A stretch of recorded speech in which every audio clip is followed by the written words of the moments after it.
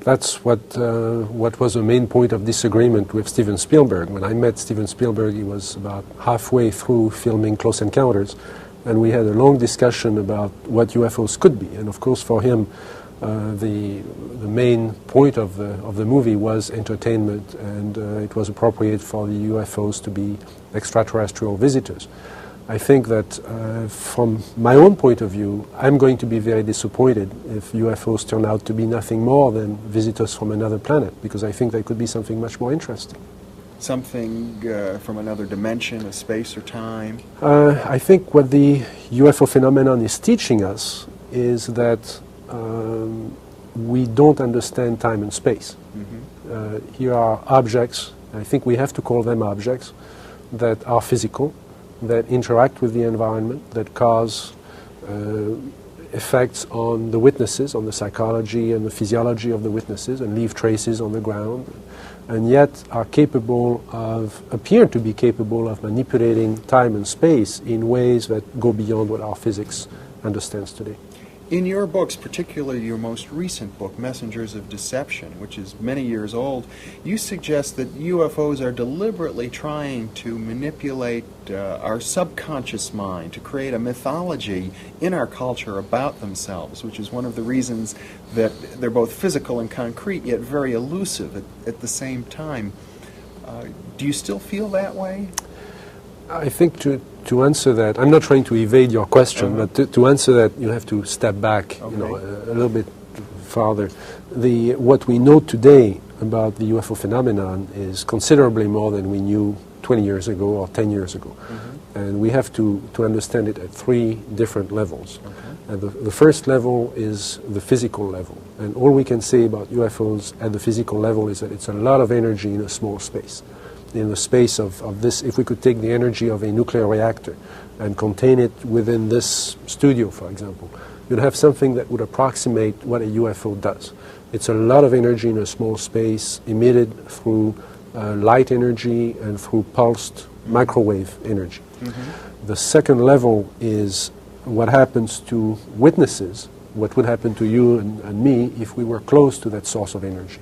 And again, now we're beginning to understand the physiological and the psychological correlations of a close encounter. Yes. And those have to do with a loss of the sense of space, loss of orientation. I've had witnesses tell me we were driving north when everybody knows they were driving south. Mm-hmm. They were disoriented at the time.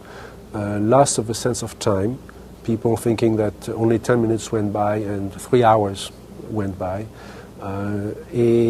Very often effects on the skin, sunburns, I think that was shown in Close Encounters. Yes. Effects on the eyes, going from conjunctivitis to blindness, to temporary blindness in some cases. And sometimes you've mentioned people have actually been healed of diseases. There have been cases where after a UFO close encounter, it seems that the healing process had been sped up. Mm-hmm. Now there are known techniques now using electromagnetic radiation that will heal the fractures, for example, or will heal superficial wounds on the skin, but nothing that would heal as fast as the reported effects. Yeah. So we're beginning to understand at least the descriptions, the symptoms of the exposure to whatever UFO is.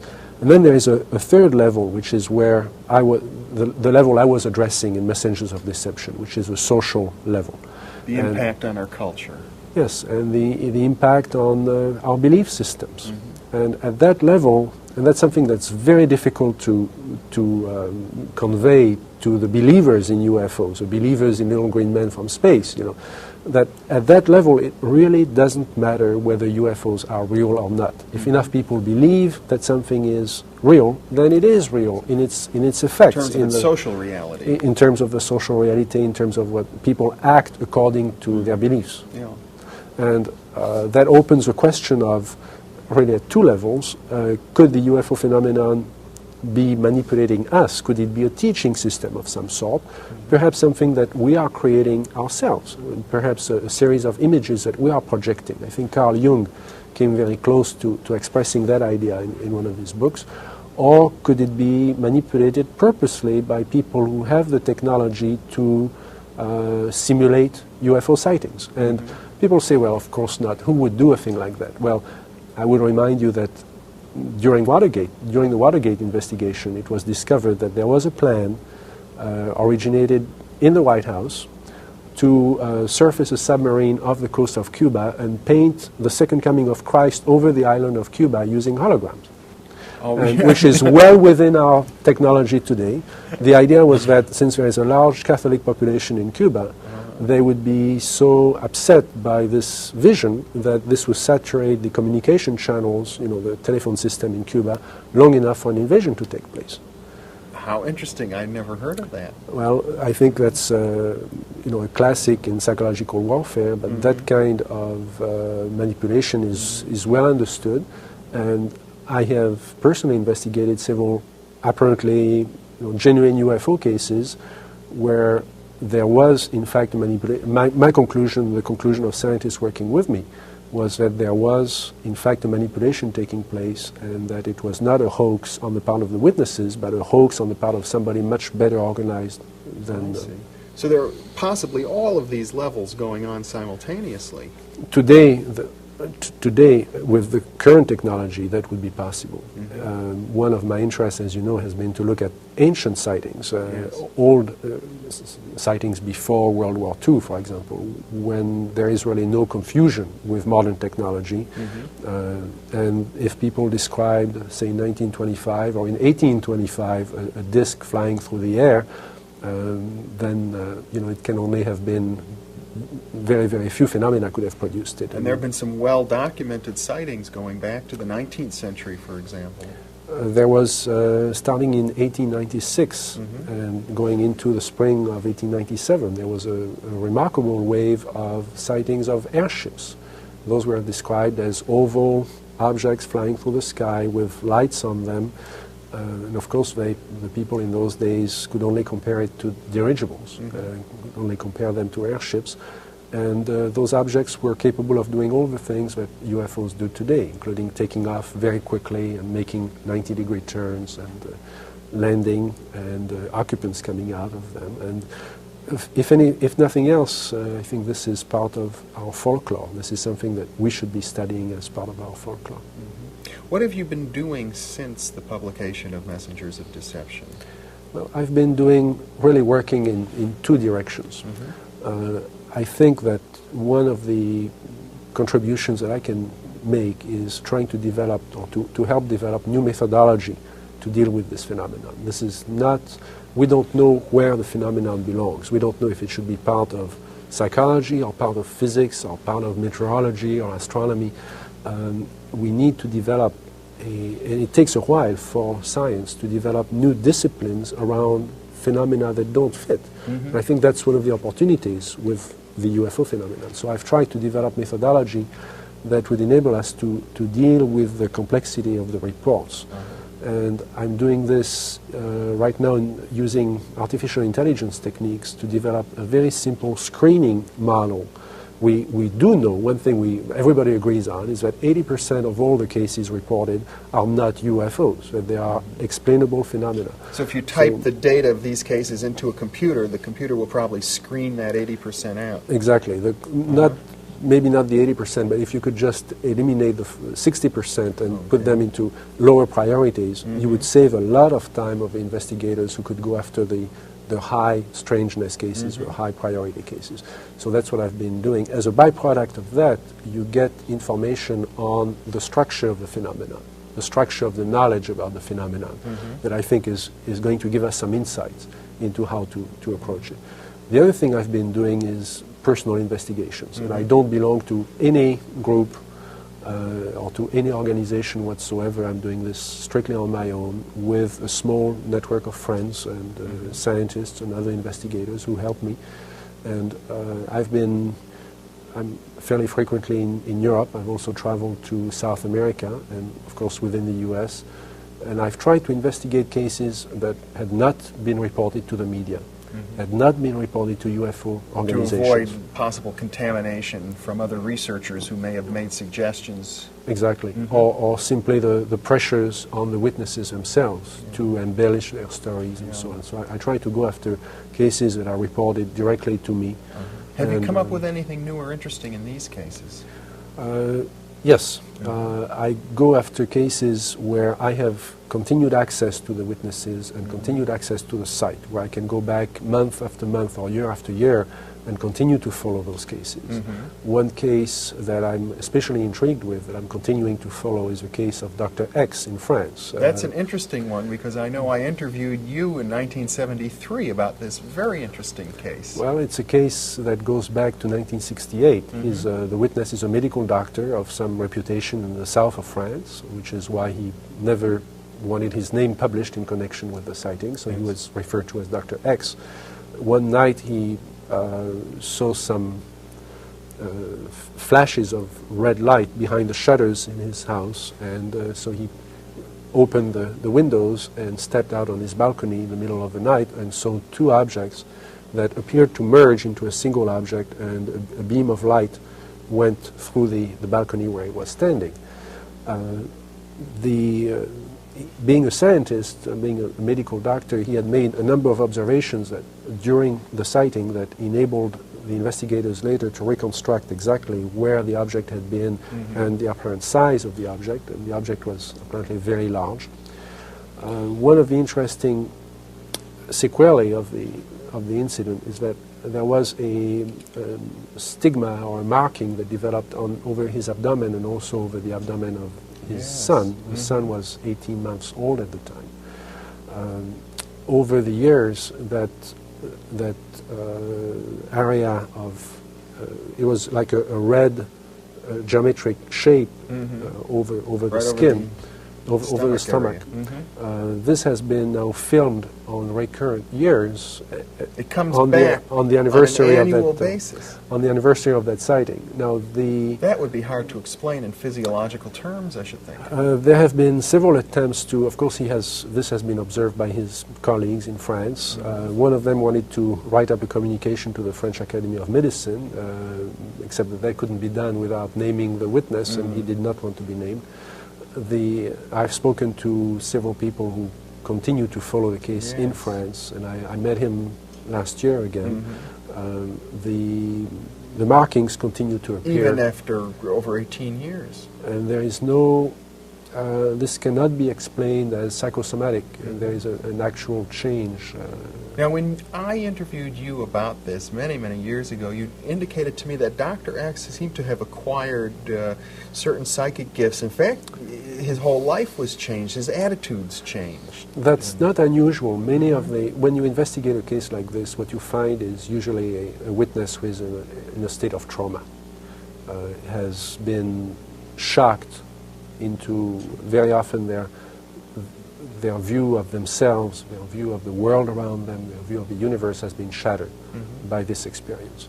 Whether they are religious or not religious, whether they are a cop driving on a lonely road, or a PhD or a bank president, I mean, they go through this very shattering experience. And many people react with an awareness of abilities that they didn't know they had before. They will tell you, I don't think the experience itself gave me that ability, but I just became aware that there was more to life than what I thought before. Well, now, having had time to look back, have these changes been well integrated into his life, would you say?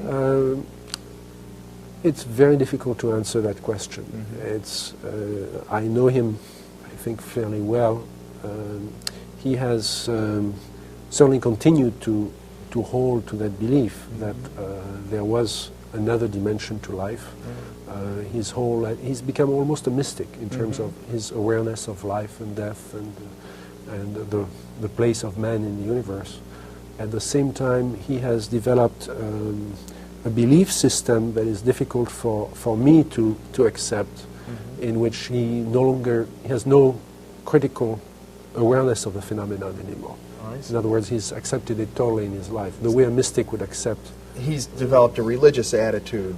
Almost a religious attitude, and that's very difficult. I mean, I have to respect that, but it makes it very difficult for a scientist to preserve a distance towards Except the phenomenon. if you look at it maybe as a social phenomenon, as you have in the past. That Yes, this may be part of the phenomenon itself. Exactly. You have to shift your point of view to a social point of view. How about the case for physical evidence for UFOs? Is it getting better? This is the one thing that we often hear from NASA and from other skeptics, that there really isn't a shred, as they say, of physical evidence. Well, I brought you a photograph that I recently was in Costa Rica, investigating some cases and talking to investigators there. And I have not done extensive analysis yet on this photograph, but it shows an Perhaps object. we can have our viewers look at that.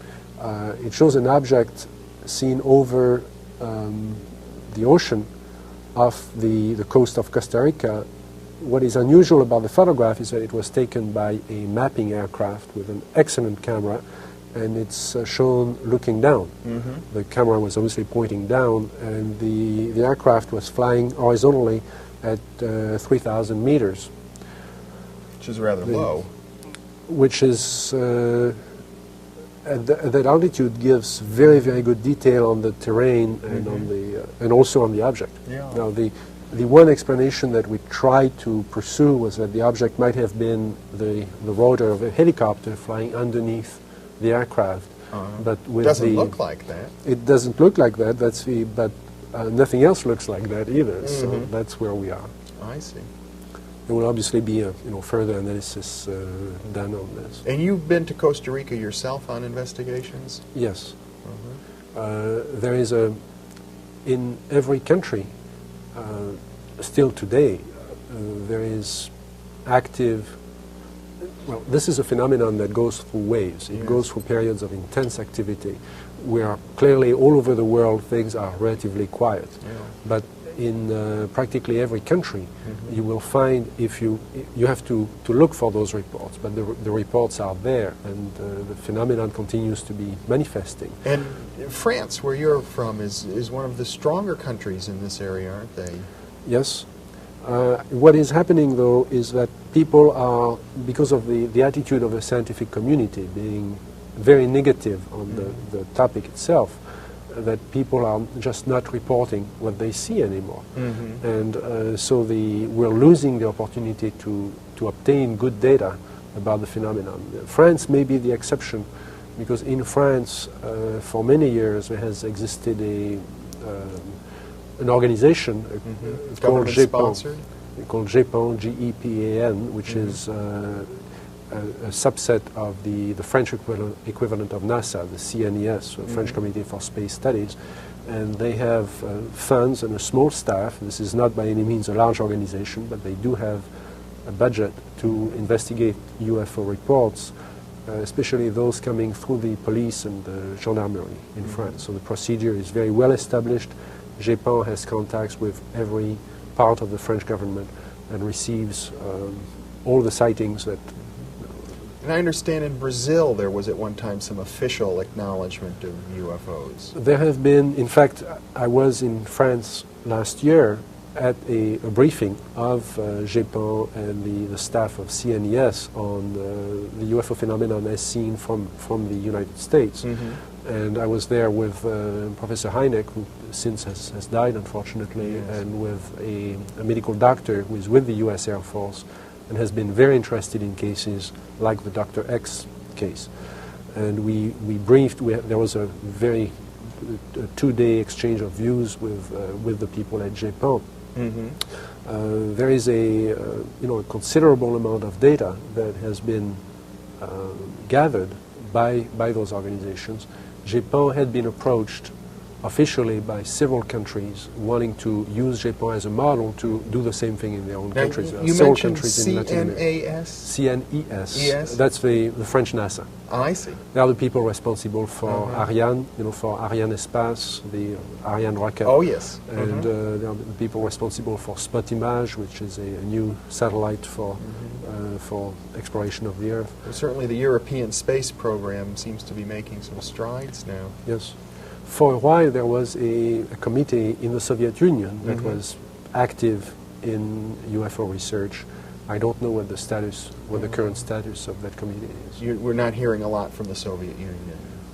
There is active interest. There is an active, as I understand it, an active exchange of correspondence between the Soviet Union and France on this topic. I thought I heard some years ago an official pronouncement by the Brazilian government that this is an area that should be looked into. Brazil has always been interested in the phenomenon. There are remarkable cases in Brazil. I had the opportunity to reinvestigate a case in Brazil where two people had died during, I don't want to say as a result, but during a sighting? Coincidence with a sighting of a UFO sighted by many people over a wide area.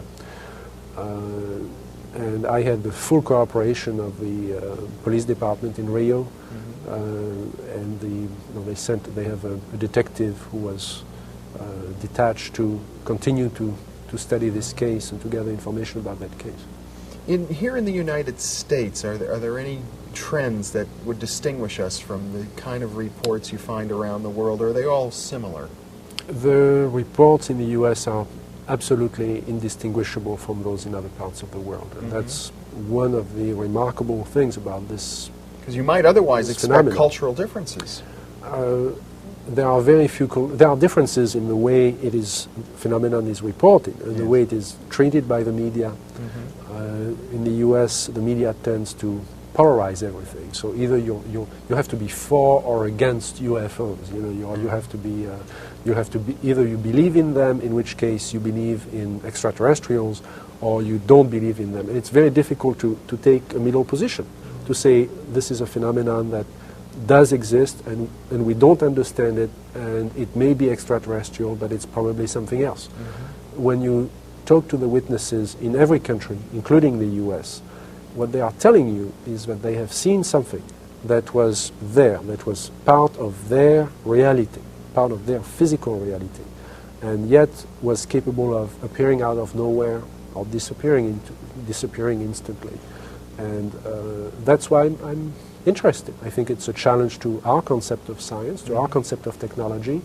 My business is technology. I cannot afford to ignore this phenomenon. Do you anticipate then that there may be some major impact on our culture as a result of this? I think even if we never understood the UFO phenomenon in the next 200 years, but we only understood how they manipulate the pulsed microwaves, for example, that itself would be a breakthrough in our technology. If we could only duplicate what that phenomenon does. I haven't heard much about this pulsed microwaves. Is this a new discovery? It's a convergence of work by several people looking both at the traces left on the ground, the impact on witnesses, the sounds and the visual effects that seem to be produced inside the brain, the heating that is produced on cars or metal or the ground in the vicinity of the object or in the vicinity of the phenomenon. All this strongly suggests pulsed microwave radiation in connection with light radiation. One of the suggestions, Jacques, that you made in your book, The Invisible College, as I recall, is that the UFOs may be associated with some of the mystical or occult ideas of hidden masters or groups of very wise and beneficent entities that were trying to teach humanity. I didn't take it that far. Okay. I suggested that first, any new phenomenon, even if you go back to the 15th century, when you look at electricity, for example, or electrostatics, as it was observed then but not understood, has the potential of being regarded as magical. Yes. I think Arthur Clarke said that any technology that we don't understand has to be magic, has to be perceived as magical. I'm paraphrasing badly what he said. I mean, clearly, here is a phenomenon that is very complex and is showing abilities that we cannot duplicate with our current technology. So it immediately calls to mind magic, and occultism. Yes. If it also contains something that electrostatics and electromagnetism doesn't contain, the potential of being intelligent. If it is intelligent, then we may not be able to study it with science alone. And science is a way of gaining knowledge based on phenomena that are not manipulated by an intelligence. If now there is an intelligence involved, then it becomes much more complex. It requires a humanistic approach. And yes, it requires a much more diverse approach from many different disciplines, and it may be that the people responsible for that manifestation understand the impact that the phenomenon will have on us, on our own imagination. And that's one of the speculations that I proposed, was that perhaps the observations of UFOs were similar to a teaching system, but there is another way of thinking about that. Perhaps we're clearly at a time of great potential crisis on Earth. We have the means of destroying the planet, which we've never had before in the history of man. It may be that there is a collective unconscious. If you that the follow UFOs are ourselves, perhaps, or that we are creating the visions we need to survive in order to transcend this crisis we have, and that there are no UFOs in a manufactured sense. Well, Jacques, we're out of time now, but it's really been a pleasure, and this is an interesting note to end on. There's so much that could be said about this topic. Thank you very much for being with us. Well, thank you for giving me the opportunity to pursue this subject with you. And thank you very much for joining us also.